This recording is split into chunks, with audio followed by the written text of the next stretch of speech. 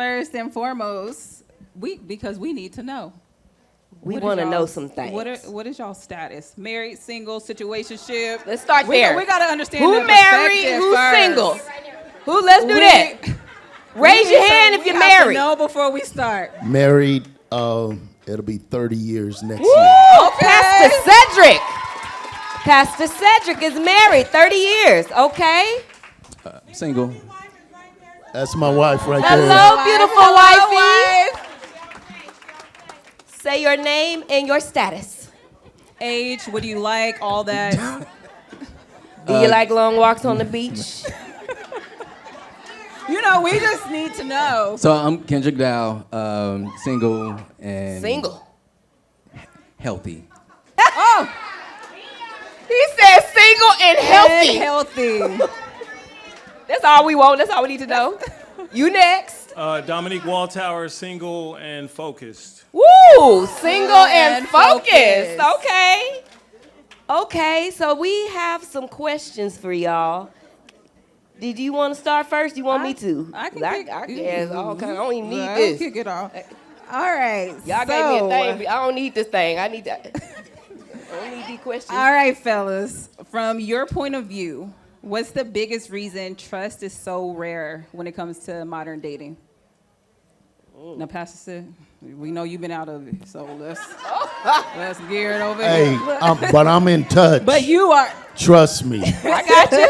I'm in touch. I'm counseling this stuff all the time. Well, you know what? Let's go ahead and start with you. Okay, I'm going to leave some room for these brothers, but I just want to say that I believe, and ask the question again so I can make sure I'm phrasing it right. From your point of view, what's the biggest reason trust is so rare in modern dating? Well, from what I've observed is that the willingness to play games on both sides has become acceptable. It's almost like this new movement where men have done it for so many years. So the women say, well, if they can do it, I can do it. And two wrongs don't make a right.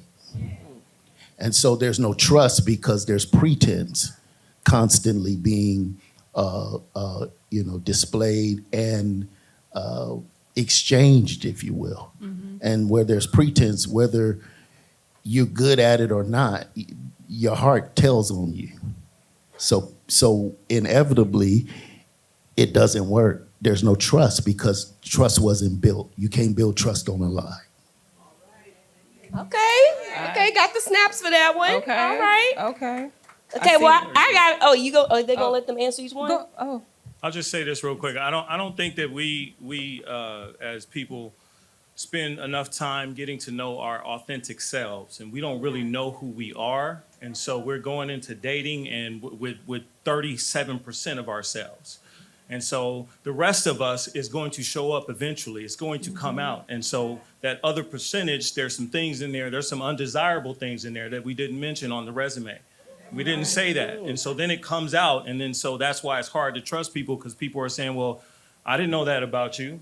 I didn't know that about you. But if they didn't know that, it's because we didn't disclose that, because we're not authentic. And we're a lot of times afraid to be our authentic selves. We're afraid to be seen. Mm-hmm. Because if we're seen, we're afraid of that rejection. But what I know about being authentic is that the authenticity of who you really are is going to attract who you're supposed to be with.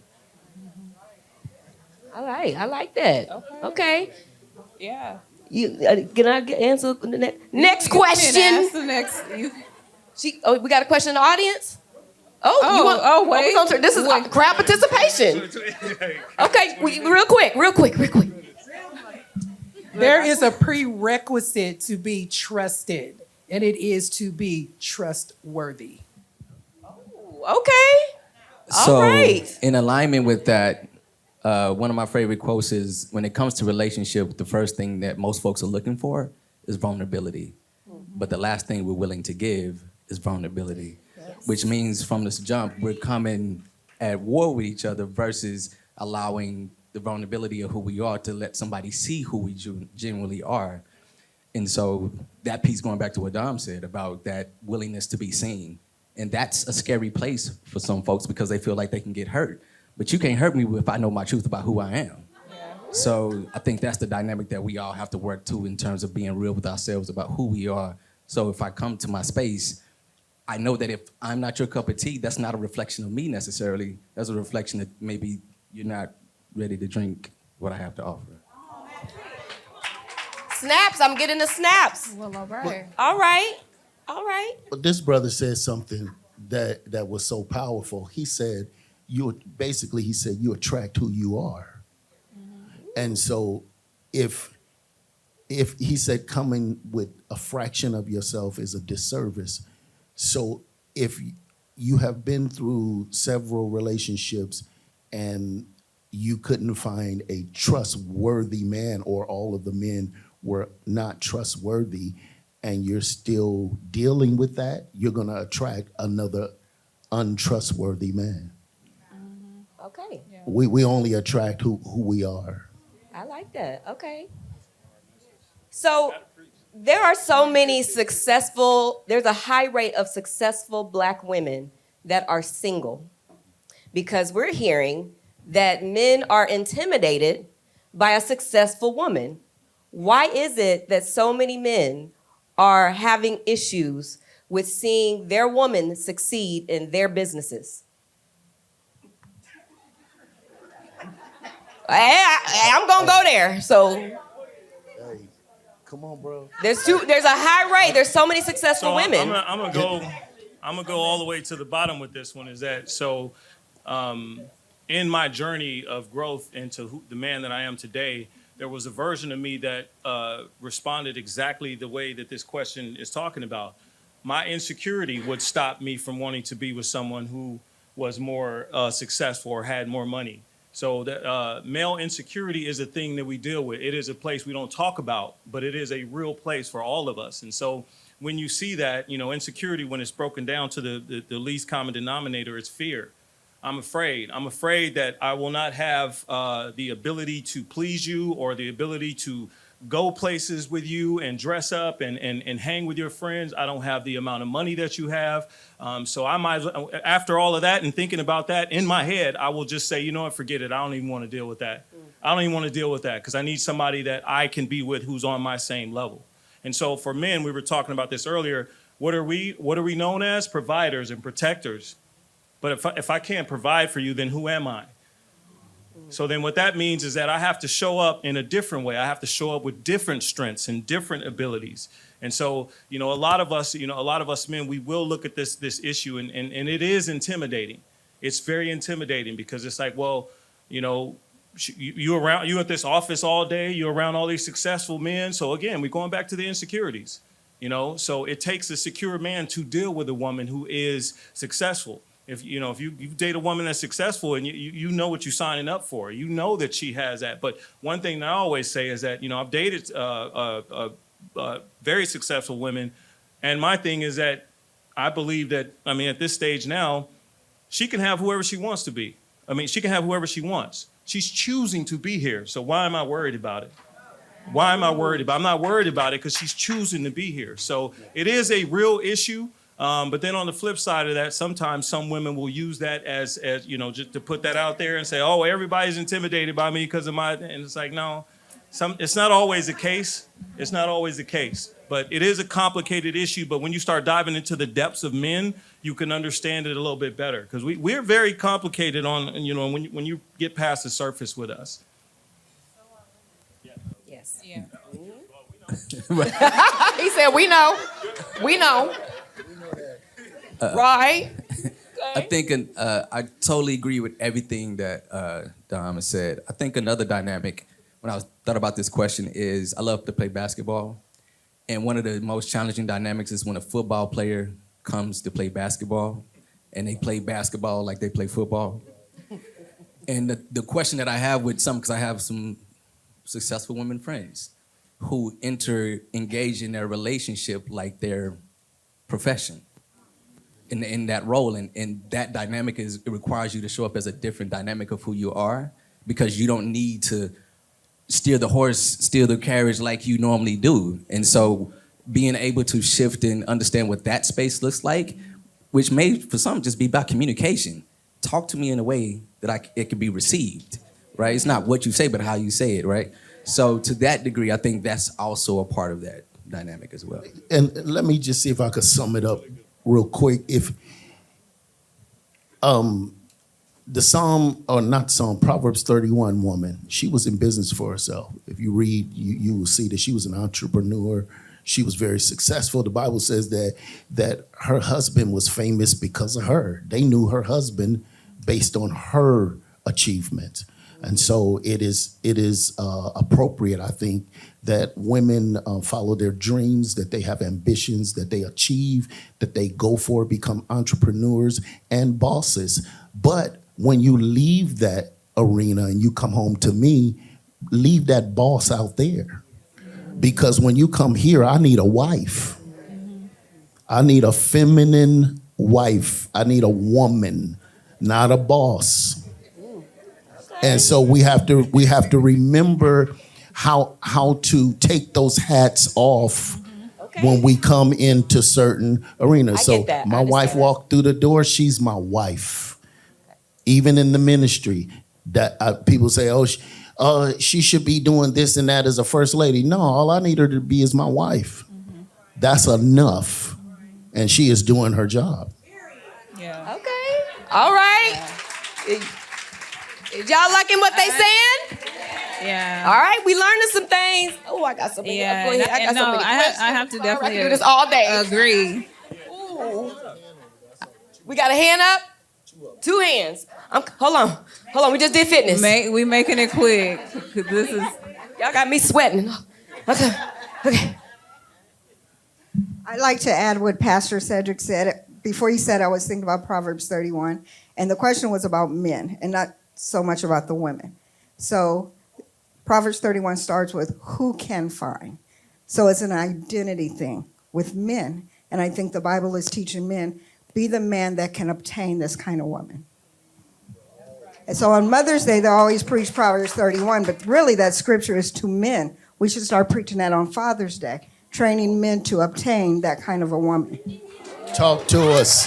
Talk to us. Well, ooh, I'm loving it. Talk to us. All right, real quick.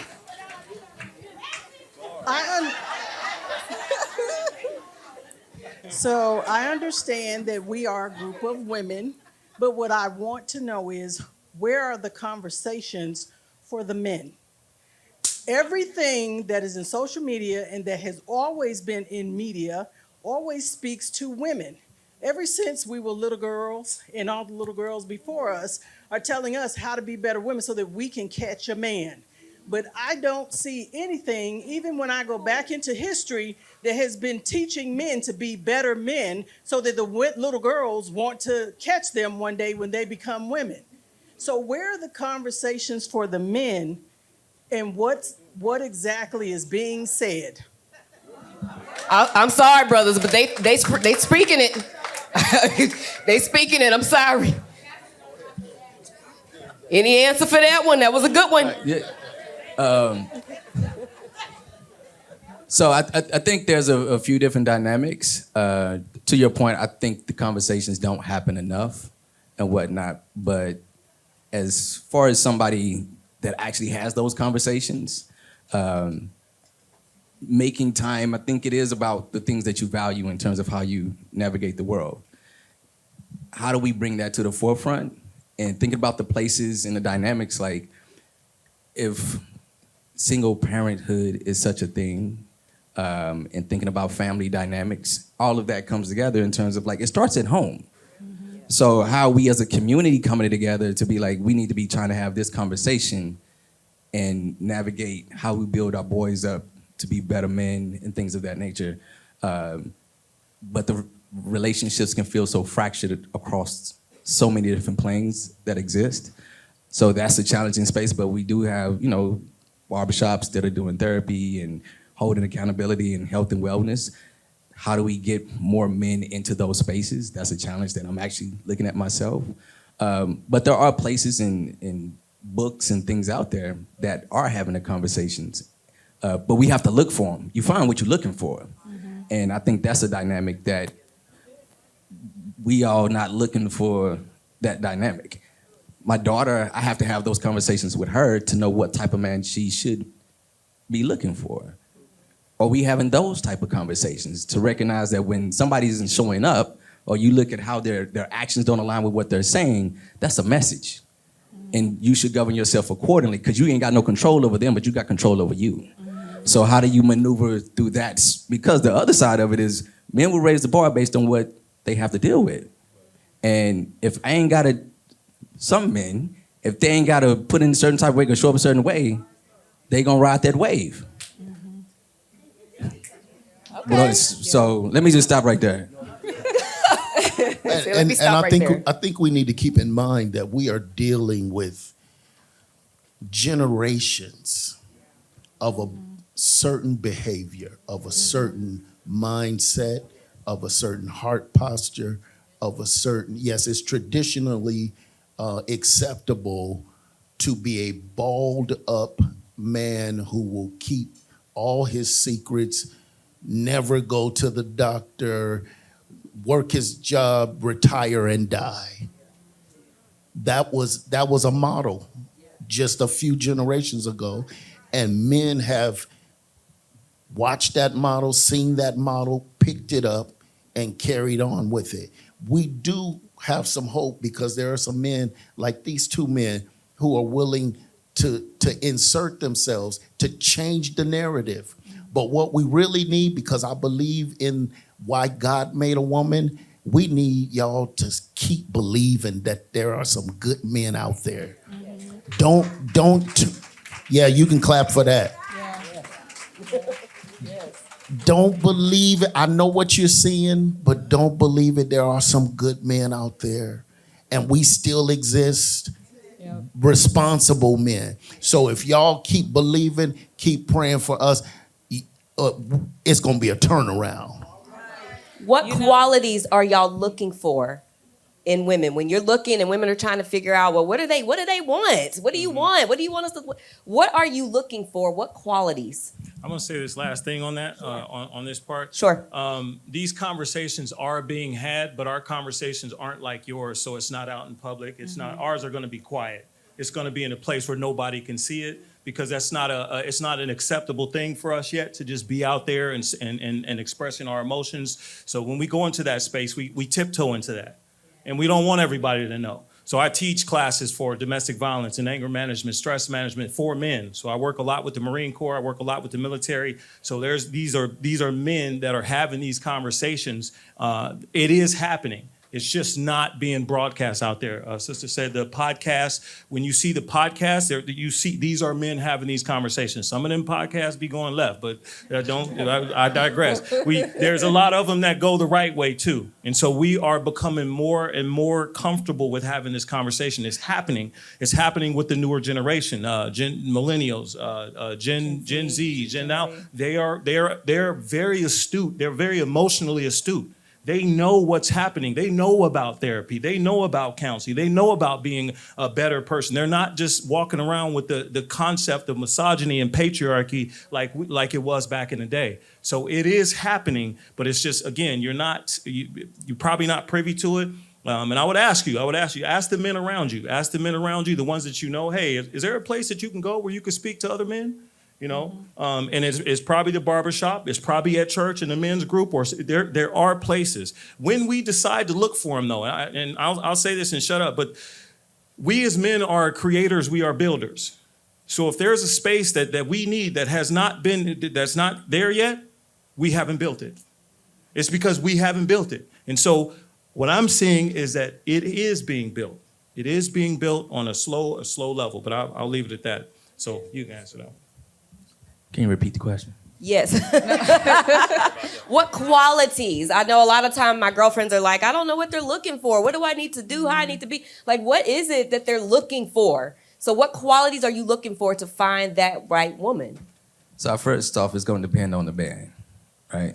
For me, I'm looking at lifestyle. I'm looking at how you treat people. Because that's going to be if I'm with your partner, that's what I got to deal with. And I know, and this is something I tell my daughter, look at it, how your friends, be it romantic or just whatever, how they engage with folks. If they always crashing out on people, At some point, it's gonna come to you. So how are they handling conflict? How are they communicating? Are they just nurturing as, in terms of how they get around? Are they sociable? Do they like people? I know for me, like, I need somebody that can be either an ambivert or an extrovert. Introverts, I tried, y'all. And that's because I know I love people. I love people, and I'm gonna be around people, and I can't have somebody on my side that's like, okay, I'm ready to go. Or like, I'll meet you at home or whatever, because then you're gonna be mad at me because I'm still talking to the people. So that dynamic for me is really looking at how somebody lives and how they approach life, because that's what I'm gonna have to deal with. That whatever that presentation is, that's only for a limited time. I gotta deal with who you and how you are. Which is, so for me, and what Kendrick said is completely true. Every man is looking for something different. It's not a one size fits all. So I look for authenticity. I'm looking for alignment. Do we align? And I want to know about the other percentage of you, because I already know the presentation part. I know when we meet, you're gonna tell me all this other. I already know that. I need to know the other part, the other 62%. What is that? And so the only way I could find that out is that I spend more time with you, and the more time I spend with you, then I can see what it is. And sometimes that may be, hey, let's keep it going. Sometimes it may be, hey, this is not gonna work. But alignment, authenticity, someone that is accountability. Can you apologize? I feel like there should be some more claps on that one. I feel like there should be some more snaps on that one. Can you apologize? He stood up for that one. Yeah. Okay. Can you say, I'm the one that's messing up right now? Because without that part, I need that accountability like y'all need romance. You know how you need romance? And you're like, he ain't romantic. I don't want to be. She ain't accountable. I don't want to be with her. Because I can't have a relationship with you because we both are going to mess up. And so we got to be able to admit to the mess ups and then move forward. How do you get to 30 years if you can't be accountable? And so accountability is something that's very important. Someone that is self-aware. You are self-aware. You know yourself. You have spent time dealing with yourself. You know the greatest things about you, and you know the not so greatest things about you. And you're okay talking to me about those. So when the not so great things come up, and I say, "Hey, babe, what is that?" Like, "Oh, that's just my stuff. I'm gonna deal with it." Oh, okay, cool. Let's. I can work with that. But the whole "I'm perfect, I never make a mistake" type thing, that's what all of us. We don't like that. We don't like that. So accountability, alignment, someone that's authentic, and Pastor said earlier, we love feminine. We love feminine. We love y'all as women. I don't want no dude. I don't want that. I don't want the No, don't meet me with that. Because then we got to compete. Nah. So you mean you want? Oh, go ahead. No. I'm sorry. You just want us to be in our soft era. Be you. Yeah. Exactly. And I love the way this conversation is going, especially what you said earlier when you mentioned how we don't take these hats off. I literally am getting together with a relationship coach, and we're partnering specifically for Black women, because the things that you guys are actually really talking about right now are the pain points and challenges that we can't take these hats off, because our titles is our validation. We validate by our degrees. We validate ourselves when it comes to our accreditations that we have. In reality, when we come in the house, when we are in a relationship, no, we should be a point where we are like, I can take this off. I don't have to be this strong. I don't have to do that. I have to do that at work, just like you guys have to do that at work whenever you're showing up and being in that position. Same thing with us when we are in those leadership positions, because sometimes, like she said earlier, the high achieving women, yes, we are in these high positions, and we are in the positions because that's the thing that we're called to do. Right. However, we don't necessarily mean that we always are called to be there. Like you said earlier, okay, I may be strong here, you're strong here. Now we balance each other off instead of competing. Yeah. And so it shifting gears just a little bit, because I feel like we're going down the same thing, is how do we show that we're interested? Oh, that's easy. I mean, I'm sorry. That's easy. How? No, because that's simple. You don't need to overdo that. I can feel you because, come on, go ahead, snap that. Snaps all around. I am a hunter. I am a go-getter. I am the one who seeks out. I am the one he's talking about building. That's what we do. We make an assessment of what's needed, and then we build it. I can feel if this woman is feeling me. If me and my wife is at home, I can feel her. I feel what she wants. She don't have to say it.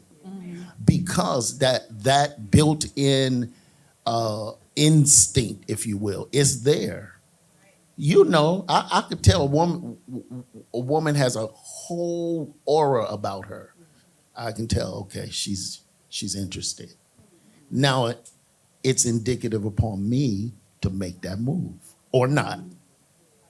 But I can tell you don't have to do much.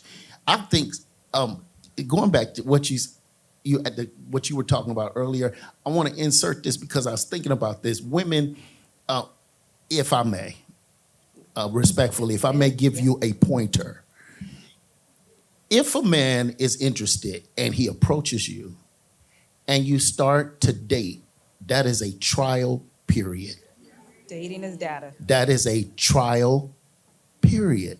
If you make it a relationship, that's still a trial period. You are not a wife. Well, I think I'm done. She said, I'm done. I think I'm done. love it. Okay. And since you are not a wife, don't start doing wife stuff.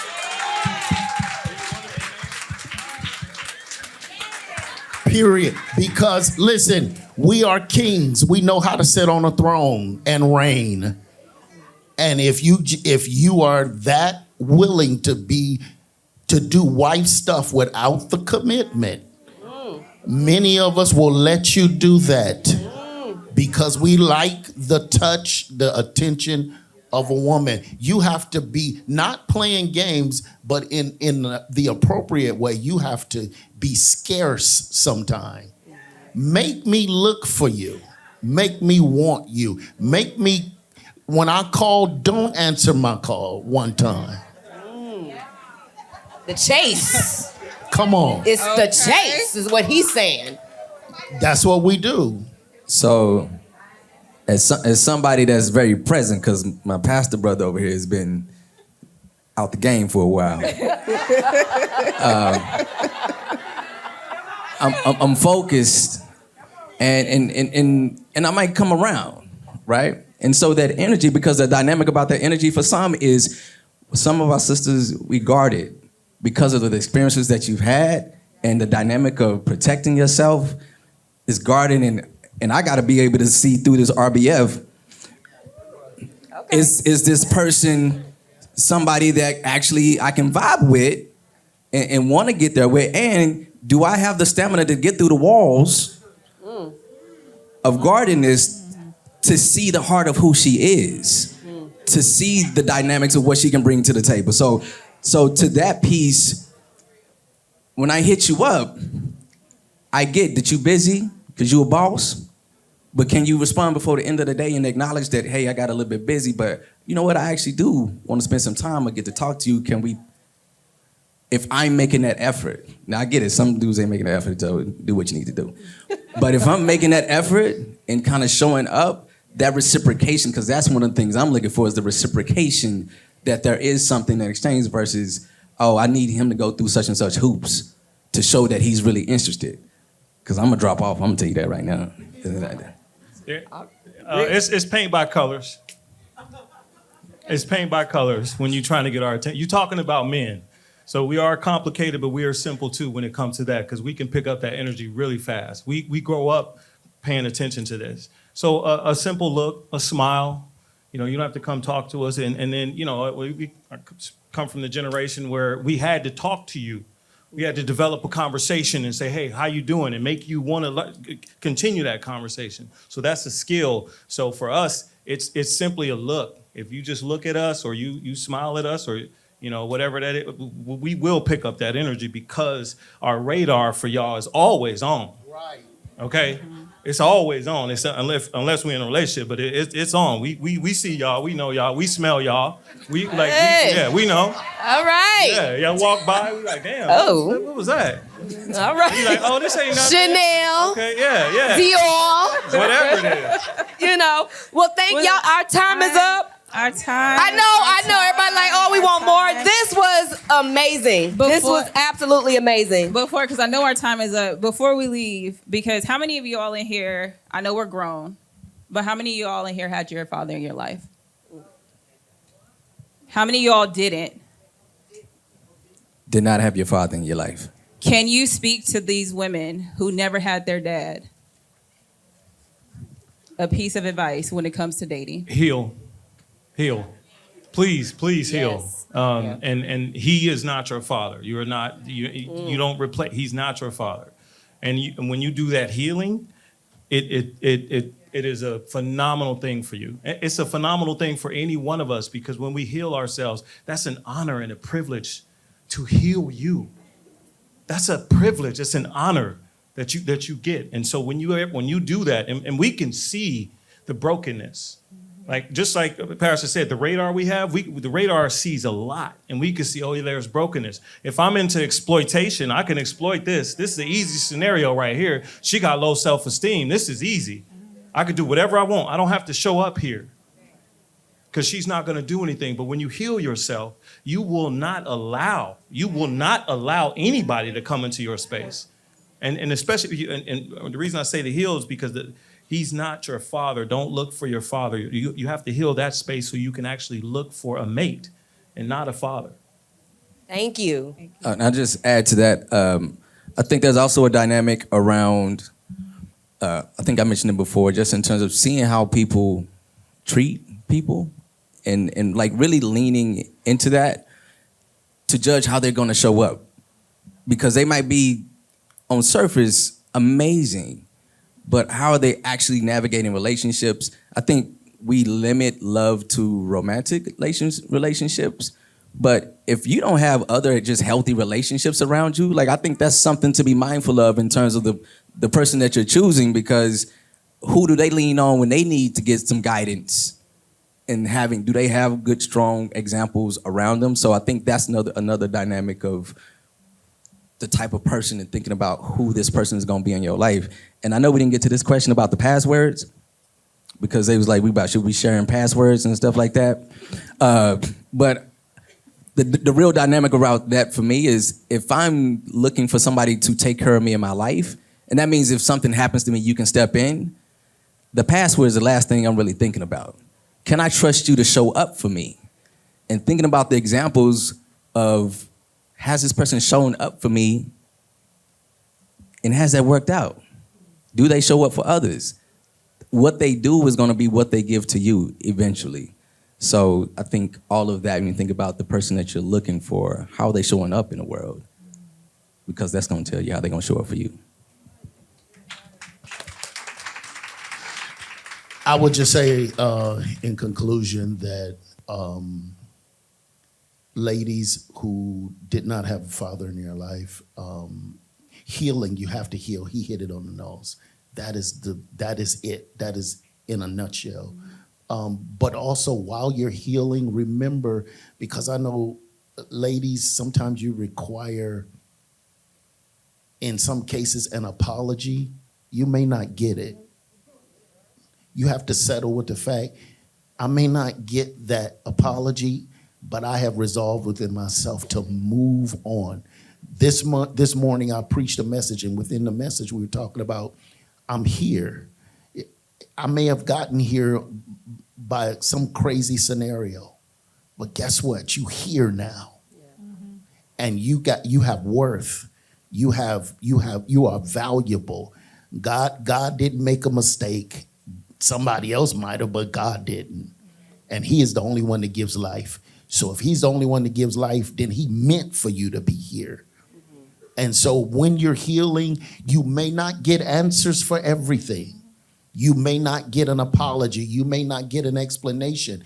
Somewhere along the line, you may. But for some of that stuff, you're going to have to say, look, I didn't get that, but I'm here. I'm willing to do the work. I'm willing to heal and move forward. I love it. All Y'all right. give it up for our men and men's panel. That was enlightening. Thank y'all so much to Pastor Cedric Baltrip, Kendrick Dial, and Dominique Walthour. Yes. Thank you so much. Y'all were incredible. Thank you so much. Thank you.